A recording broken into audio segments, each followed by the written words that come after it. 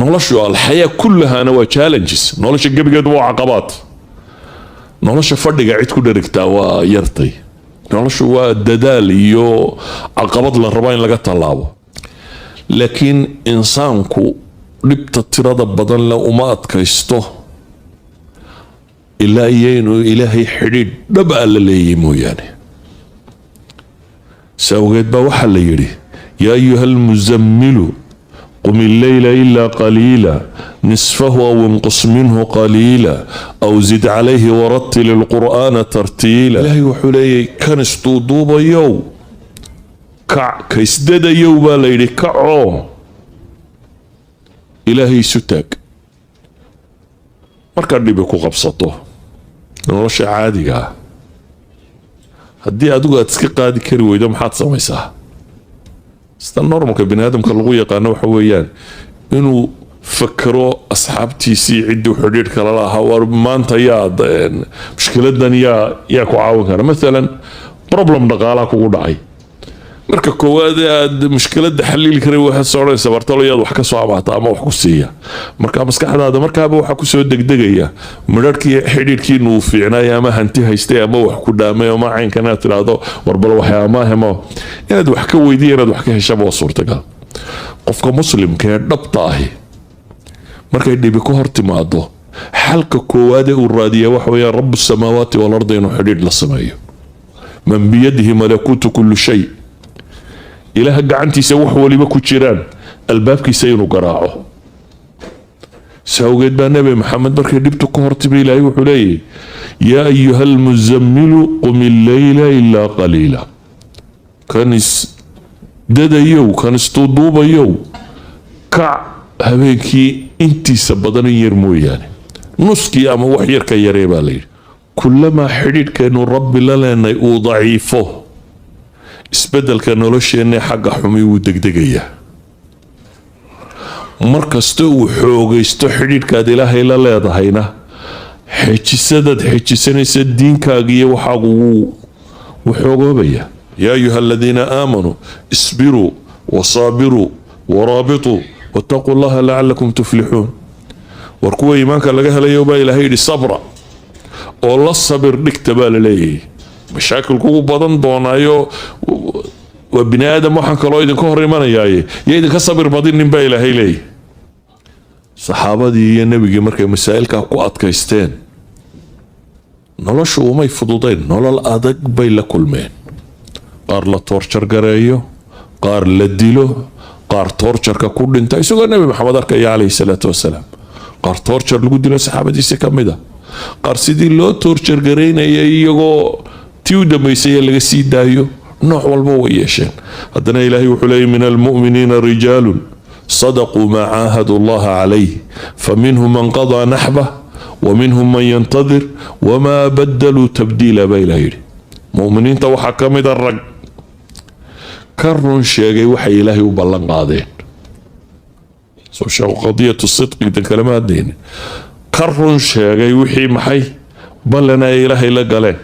فمنهم من قضى نحبه ومنهم من ينتظر بلده وحكم ده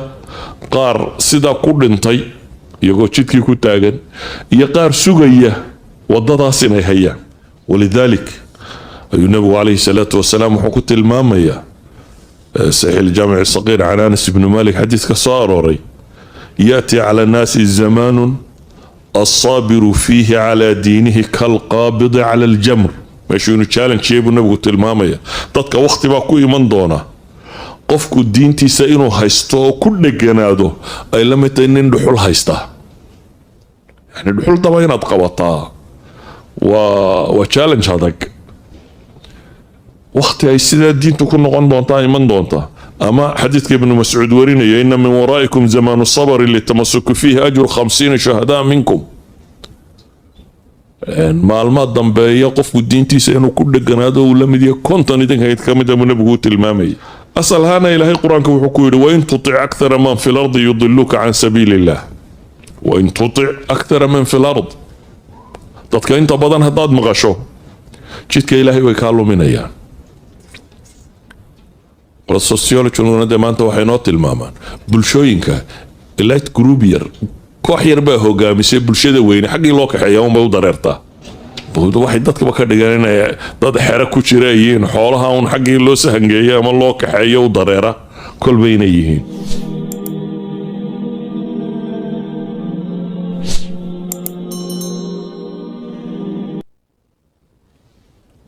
laba doorasho laba khiyaar oo quraynu haysanaa mid saddexaad ma jiro laba khiyaar unbaa yaalla laba doorasho options adaysaa yani waa laba un inaad waxaaga ilaashanayso sidii aad u ilaashan lahaydna inaad caqligeedii xooggeedii tamarteedii keenaysid dheeraadkana markaad raadsanayso kaas waa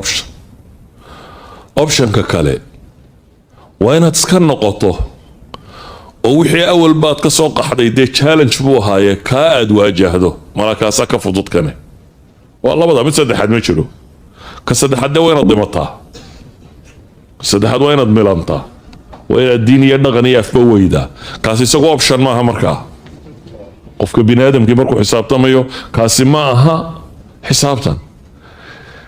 ee waxa xisaabtanku yahay labada challenge keebaad u diyaartay inaad waajahdo ma inaad kan ka talowda caqabadiisa waa waxaagana inaad haysato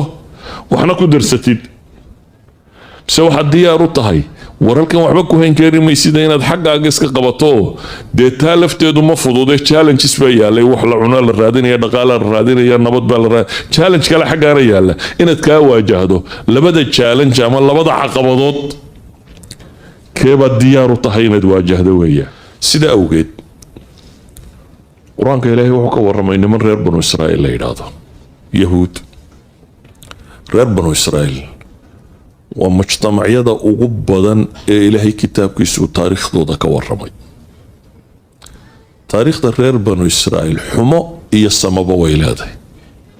reer banu israa'iil nebiyaa ka dhashay nebiyo badanoo qur-aanku ka tilmaamayo dee israa'iil waa nebi yacquub inankiisiyo maxay ah nebi yuusuf walaaladii wayana culammadu badhleeyeen nebiye markii dambe noqdeen ambiyo badan nebi sulaymaan nebi huud maaha sulaymaan abihi daawuud nebiyullaahi muusa ambiyo badan oo reer banu israa'iil oo dad saalixiina qur-aanka ka warramaya bale ilaahay wuxuu ku tilmaamayaa inay ka mid wajacalnaa minhum a'immatan yahduuna biamrina lama sabaruu wa kaanuu biaayaatina yuuqinuun reer banu israa'iil waxaa ka mid a a'imma dad lagu daydo oo diinta ilaahay ku dhegay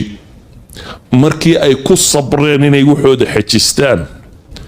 yaqiintooduna ay rasmi ahayd yacni laba midnama gelin waxan ay diinta haysteenna way rumaysanaayeen way yaqiinsanaayeen second to that obstacleski ka hor yimid dhibaatadii ka hortimina umay liicin umay dabcin labadaas shay markay isla heleen baa ilaahay leeyahy ayay waxay u noqdeen bini aadamka tusaale